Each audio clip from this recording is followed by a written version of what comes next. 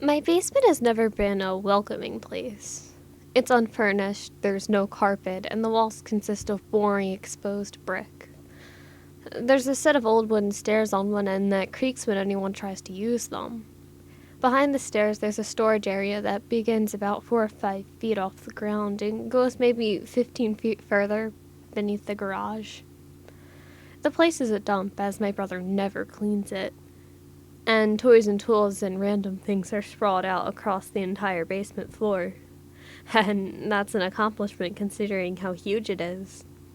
It's not very wide, but from one end to the other, it's at least 80 feet in length, including the storage space. However, it's not easy to see from one end to the other since the water heater, furnace, and other appliances sit conveniently at the bottom of the stairs, making it impossible to carry large objects like Christmas trees upstairs. Anyways, one night we had some friends over. By we, I mean me and my parents. They had a little girl with them, maybe 4 or 5 years old, and since my brother was elsewhere, as usual, I wound up sort of babysitting this girl while the parents chatted over desserts or something. Since the basement had so many toys, I thought it was a good idea to take her downstairs to play. Upstairs was kind of boring for a kid her age.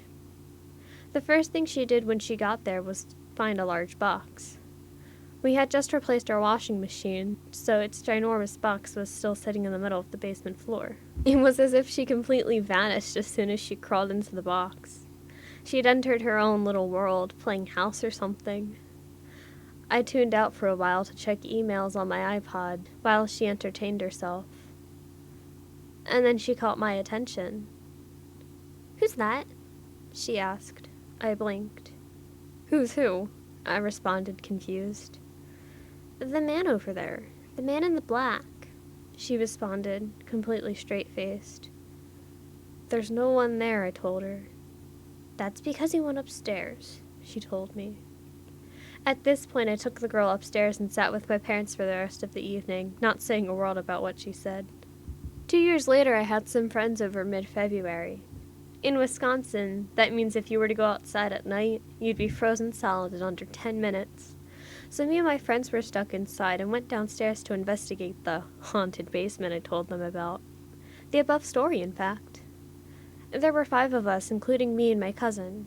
I had a tape recorder to collect audio, my cousin had a digital camera, and the others were armed with flashlights, because they wanted to turn the lights off, reluctantly. So we pulled the strings to turn off the lights, and we sat in the pitch-black basement, but only for a few seconds. A halogen light bulb began to flicker above my head almost immediately. I reached up to find it was halfway plugged in, but still a coincidence. I hadn't even turned on the recorder yet, so I unplugged the light and turned on my recorder and told my cousin to do the same thing to his camera.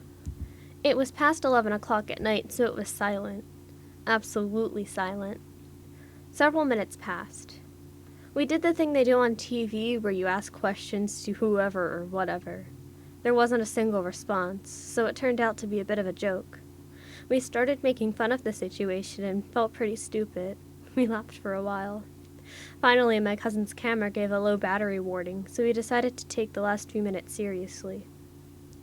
"Okay, I'm going to count down from 3, and then let's have quiet again," my cousin said. 3, 2, 1. A few silent moments passed. My cousin's camera beeps and shuts off. I turn off my recorder. We go upstairs to listen to the footage, and that was it. Of course, the footage was rather uneventful. We listened to the entire tape, and for the longest time we heard nothing but the sounds of our own voices. Until the end.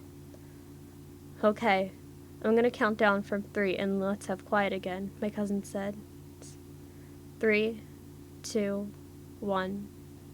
A few silent moments passed. My cousin's camera beeps and shuts off. But then, in the half second between the camera shutting off and the end of the footage, is a whisper.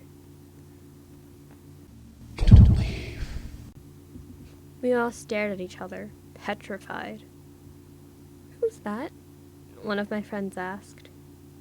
"The man in the black," I told him.